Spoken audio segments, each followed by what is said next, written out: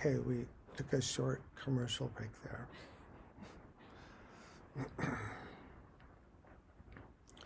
It is important at this point that we have to learn some technical language. We already do, because we understand what Bodhisattva is and understand what Buddhism is and Four Noble Truths, but we actually have to go deep into the process of how we know things and how we can establish things. And once again, the tenet system and the systems of philosophy are not abstract. They're how we explain our experience to ourselves and how we would explain our experience to others that did not accept our premises. So this also points back to debate. We're going to talk with many people and say, well, that's great, you're meditating, you want to be free and happy, but we just don't accept your premises. We don't think people can be free and happy, or we don't think it's possible to see the nature reality, or we think the self is a little man inside us, or whatever. So we can't just dismiss that. If we really want to be of benefit to others, we have to learn how to address those. So we have to learn how things work, and part of that is Dharma anatomy. Dharma anatomy is learning epistemology, learning how traditionally Buddhists would see the knowing process. The hard part is we're trying to explain how we know things, how we do things, how we think about things, and how we realize things without referring back to a centralized self. In Western psychology, everything comes back to a centralized self. It comes back to a self function. But in Buddhism, since we're negating the idea of a centralized self that owns and is independent of experience, we have a problem. We have to talk about it in another way. So we use different strange things like valid cognizers or non-valid cognizers or object possessors and things like that to try to talk about our experience without it always referring back to a positive personal self. This is why there's so much technical language, because in traditional philosophies where posit personal self or posit a God, they can just kind of say, well, God possesses these qualities and that's the way it is, or yourself possesses these, and we don't have to define it because it's mysterious. In Buddha Dharma, we don't give ourselves that out.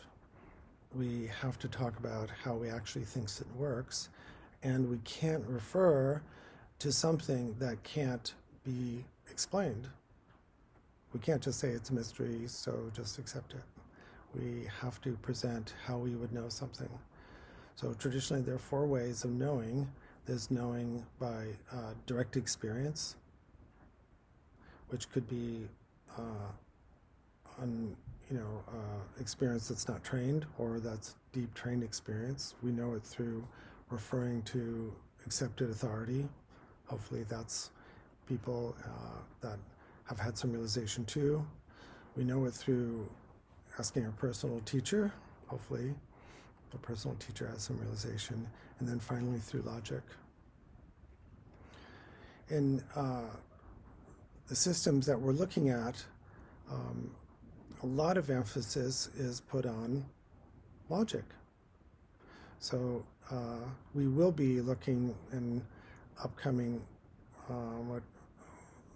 models, upcoming areas into Buddhist logic, because we're in our tradition, we'll look back through old texts sometimes, even contemporary ones, and say, well, that's not logical. It doesn't work.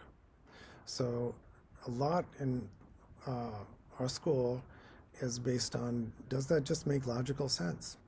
We might have had a meditative realization, or or insight or experience.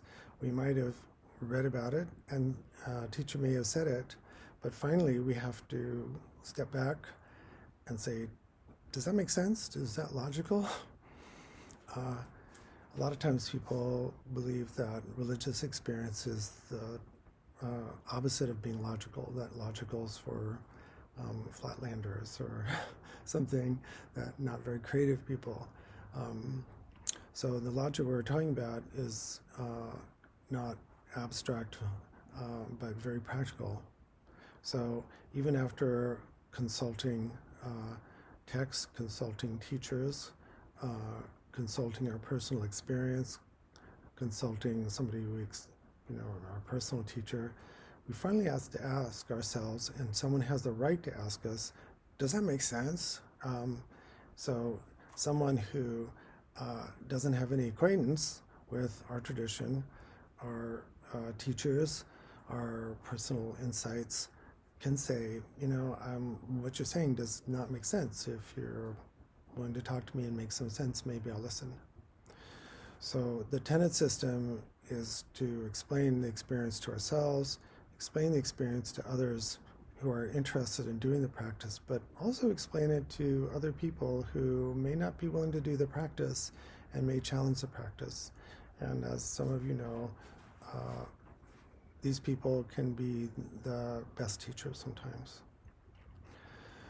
So today's Monday, and some people will be watching this at 7 o'clock tonight, and I'm willing to talk several more times as I have openings during the week and next week too, because getting into this area is like really learning first aid, learning anatomy, learning dosage, learning healing techniques.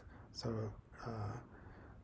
welcome to this professional side of Dharma. I know it's going to be difficult, but I think some people in the Sangha can actually do it. It's not necessary always to be monastic to learn these deep levels, but it will take time. So I'm going to stop now and wish you blessings, and probably have a chance to do another one this week, and we'll go from there. Om Aham. Thank you so much. Ciao.